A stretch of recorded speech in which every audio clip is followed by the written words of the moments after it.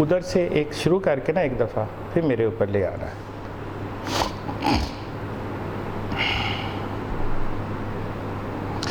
In the name of Allah Almighty, who is the most beneficent and most merciful. My dear students, जैसा कि हम कल एक poem पढ़ रहे हैं एक्विन ग्रीन, और हमने उसका हाफ मैंने उसको ट्रांसलेट किया और लाइन नंबर 20 तक। अब आज हम लाइन नंबर 21 to 24 से स्टार्ट लेते हैं। तो ये आपकी सनशाइन का पेज 298 में आपकी लाइन नंबर 21 to 24 मौजूद है। Till the little ones weary, बच्चे खेलते रहते हैं तब तक जब तक वो छोटे बच्चे थक नहीं जाते। No more can be merry, अब अगर वो मज़ीद खेलेंगे वो जो थक गए हैं वो मज़ा नहीं ले पाएंगे, वो खुश नहीं रह सकेंगे। द सन डज डिसेंड, और वैसे भी सूरज भी अब ग़रूब हो नीचे को आ रहा है, डस्क शुरू होने वाला है, अंधेरा छाने वाला है, इवनिंग फॉल करने वाली है, वो सनसेट का टाइम आ गया। And our sports have an end, और जो हमारी गेम्स हैं खेले हैं यहाँ पर वो ख़त्म हो जाती है। आफ्टर ऑल उसे क्लोज भी करना था। अब लाइन नंबर 25 to 28 क्या बोलती है? Round the laps of their mothers, बच्चे थक के दुनिया के अंदर अगर कोई जन्नत जैसी सुकून कहीं हो सकता है तो वो माँ की आगोश होती है। कितने लकी हैं आप लोग जिनके पास माएँ हैं। नो मैटर आपकी एज चाहे 70 साल है, माँ है तो आप बहुत लकी हैं। आपके पास वो जन्नत है इस दुनिया में जहाँ सारी फ़िक्रें ख़त्म होती हैं। You are very lucky. कदर कीजिएगा जिनके पास हैं। ये कोई मुझसे पूछे जो नहीं है जिसके पास तो क्या फीलिंग्स होती है। सारे ज़माने के दुख लेके माँ की गोद में जाया करते थे, हर चीज़ भूल जा रहे। अब एक छोटी सी प्रॉब्लम भी पहाड़ बन जाती है और कोई माँ की गोद का मुतबादल नहीं मिला। तो बच्चे खुशकिस्मत जाते अपनी माँ के आगोश में चले जाते हैं। मैनी सिस्टर्स एंड ब्रदर्स, बहुत से बहन भाई मतलब सिबलिंग्स वहाँ मौजूद होते हैं, 2 होते हैं, कुछ 4 कुछ 6 ऐसे। उस दौर में वैसे भी बड़ी फैमिलीज़ होती थी। Like birds in their nest, ऐसे वो घरों को बच्चे वापस आते हैं, अपनी माँ की गोद में आके बैठ जाते हैं बहन भाई, जैसे परिंदे दिन भर की परवाज़ के बाद अपने घोंसलों में वापस आ जाते हैं, रेडी फॉर रेस्ट, और वो आराम करने के लिए तैयार होते हैं। तो लाइन नंबर 29 to 30 लास्ट इसकी लाइन्स हैं। And sport no more seen, फिर उन मैदानों में अब कोई मज़ीद खेल नज़र नहीं आता। ऑन द डार्कनिंग ग्रीन, उस तारीकी में डूबे हुए सब्ज़ादार में अब कोई और गेम नहीं हो रही, हर तरफ खामोशी है। अब आते हैं बेटा, सर ज़रा इधर रेफरेंस पे लेके आइएगा, बोर्ड पे बेटा देखते हैं। जैसा कि मैंने कहा था आपको पोयम क्लास में आपके असातिज़ा इकराम पढ़ा चुके हैं और उन्होंने डेफिनेटली एंड पॉजिटिवली आपको ये टेक्निक्स बताई है। मैं जस्ट एक दिल की तसल्ली के लिए एक दफ़ा रिपीट करवाना चाह रहा हूँ। आपको इसमें से आना क्या है? एक आपको इसमें से आपको कुछ लाइंस या स्टैंजा दिया जाना है और आपने उसका reference to the context explanation करनी है। जैसे उर्दू में हवाला मतन और सियाक़ व सबाक़ के हवाले से तशरीह करें। वो जो रेफरेंस है वो हवाला मतन है और जो सियाक़ व सबाक़ है वो कॉन्टेक्स्ट है और जो तशरीह है वो एलैबोरेशन यानी एक्सप्लेनेशन है। तो ये रेफरेंस है बेटा। सारी जो कोई भी पोएम और उसका कोई भी पार्ट है उस एक ही स्टाइल होता है, चेंज होनी है पोएम नेम और पोएट नेम, बाकी सारी चीज़ें वही। सो आपको कुछ लाइंस आ गई या स्टैंजा। अगर तो आपने मेनली लाइंस का वर्ड यूज़ कर रहे हैं तो फिर आप ज़ाहिर जो हेल्पिंग वर्ब है प्लूरल यूज़ करेंगे। अगर लफ्ज़ आप स्टैंजा यूज़ करेंगे तो फिर हैव की जगह हैज़ कर देंगे। ये चीज़ ध्यान में रखिएगा। तो मैंने स्लैश में दिया है, तो मैं अब लाइंस के साथ जा रहा हूँ। आपने लिखना है these lines have been taken from the poem. ये बेटा गौर कीजिएगा, पोएम के बाद मैंने कॉमा दिया है। फिर उसके बाद आपने पोएम का नाम देना है। जब आप पोएम का नाम दे रहे हैं, आप देखें जितने भी वर्ड्स होंगे उसका हर वर्ड का फर्स्ट लेटर ब्लॉक, और उसके बाद फिर आपने कॉमा देना है। और इस पोएम को आप नेम को इन्वर्टेड कॉमास में आपने दे देना है। क्लियर बेटा? पोएम के बाद आपने कॉमा दिया, और जब पोएम का नाम लिखा उसके बाद फिर कॉमा, और जो पोएम नेम है बिल्कुल टाइटल की तरह उसके हर वर्ड का फर्स्ट लेटर ब्लॉक लिखा और कैपिटल, और उसको इन्वर्टेड कॉमास में लेके आए। फिर आगे अब आपकी बुक्स लिखती हैं रिटन बाय, मुझे उस पर कोई एतराज़ नहीं है कि वो रिटन बाय लिखते हैं, वो शायद गलत भी नहीं है, लेकिन जो तख्लीक पर्टिकुलर शायरी जो है वो लिखी नहीं मुरत्तब की जाती है, तो उसके लिए बहुत सुटेबल जो सिनोनिम मुझे लगता है, मैं गलत हो सकता हूँ, मैं उसे गलत नहीं कर रहा कि रिटन बिल्कुल सिनोनिम, बाकी सेकंड चॉइस रखें। फर्स्ट अगर आप कंपोज लिखेंगे मुरत्तब करना तो एक बहुत अच्छा इम्पैक्ट जाएगा। So these lines have been taken from the poem the एक्विन ग्रीन कंपोज्ड बाय। आप स्ट्रेट अवे सिर्फ विलियम ब्लेक लिख के भी बंद कर देंगे तो हो जाएगा, पर आपने क्या मुख्तलिफ दिया, जो दूसरों से आप क्या यहाँ ऐसा डिफरेंट देने जा रहे हो, जिसके बाद जो चेक करने वाला उसने आपके लिए एक सॉफ्ट कॉर्नर और एक पॉजिटिव सोच बनाने के नीचे वो गौर से पढ़े ना पढ़े आपको मैक्सिमम नंबर देने का उसने फैसला कर लिया है। तो आपने स्टार्ट से उसे बताना कि ये मैं डिफरेंट दे रहा हूँ। अब ऐसे आपने डिफरेंट दिया, क्योंकि आप देखिएगा बुक में तो यही लिखा है ना, these lines have been taken from the poem the एक्विन Green written by William Blake, इससे ज़्यादा तो नहीं। अब यहाँ पे हमने एक डिफरेंस प्रॉपर पंक्चुएशन का भी ख्याल रखा और हमने सिनोनिम भी डिफरेंट कर दिए। So these lines have been taken from the poem the एक्विन ग्रीन कंपोज्ड बाय, यहाँ पर एक डिफरेंस आ गया। एन इंग्लिश पोएट, मैंने कल भी बताया था कि लफ्ज़ इंग्लिश हमेशा अंग्रेज़ी नहीं होता, अंग्रेज़ की भी इंग्लिश, तो वो यहाँ अब पोएट यानी इंसान के साथ इंग्लिश आ रहा, मतलब कि इंग्लैंड का रहने वाला। इंग्लिश जो बॉर्न होता है या उस ब्लड से जिसका ताल्लुक होता है उसे इंग्लिश कहते हैं। ये एक इंग्लिश पोएट है, ये compose by an English poet,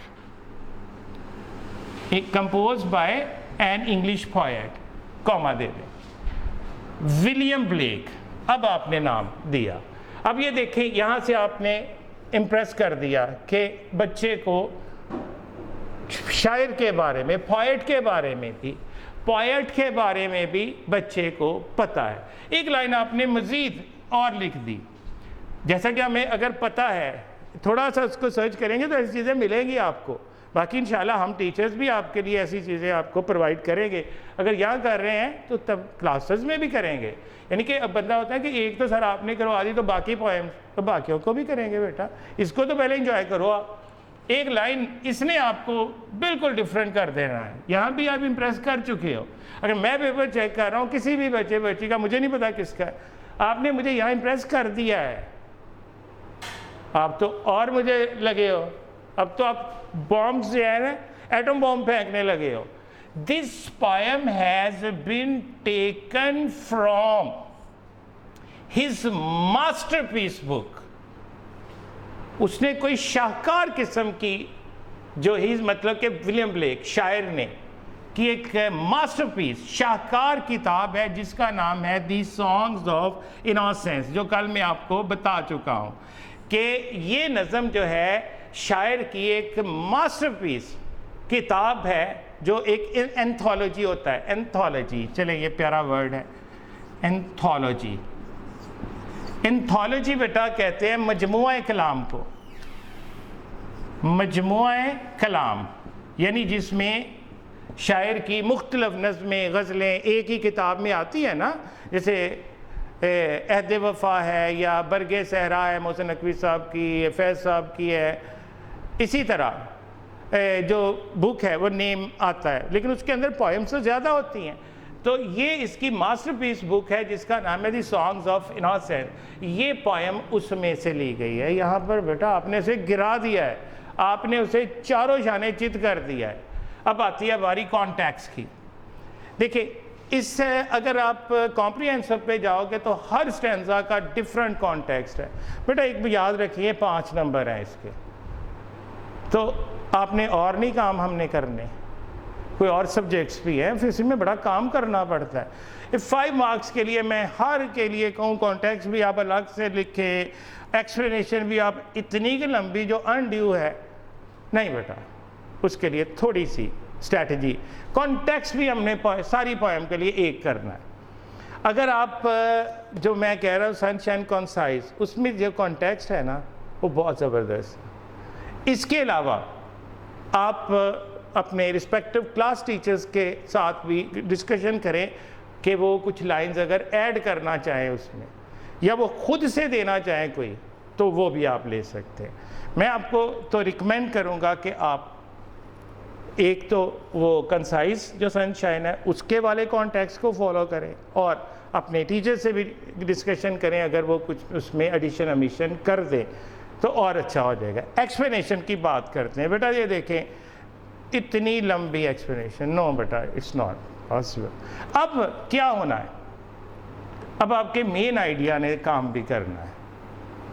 आप अगर अपनी एक्सप्लेनेशन कंसाइज वाली कर लेते हो, सपोज वो मुकम्मल हो गई, लेकिन लग रहा है कि कुछ ऐसे, हालांकि इंग्लिश में होता है क्वांटिटी नहीं क्वालिटी चेक की जाती है, तो लेकिन चंद एक ऐसी सोच अभी भी मौजूद है पेपर चेक करने वाले का, शायद इमेच्योरिटी इनएक्सपीरियंस, वो अभी भी लेंथ को भी देखते हैं।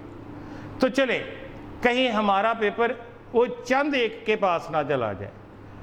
तो अगर आपने ज़्यादा एक्सप्लेनेशन की होगी तो जो जिन्हें पता है कि थोड़ा और क्वालिटी ज़्यादा लिखे पे वो आपको काटेगा नहीं मार्क्स, लेकिन उस खतरे से हम बाहर आ जाएंगे कि अगर जिन्हें नहीं पता, जो ऐसे माप रहे हैं, हम उनको भी सेटिस्फाई करें।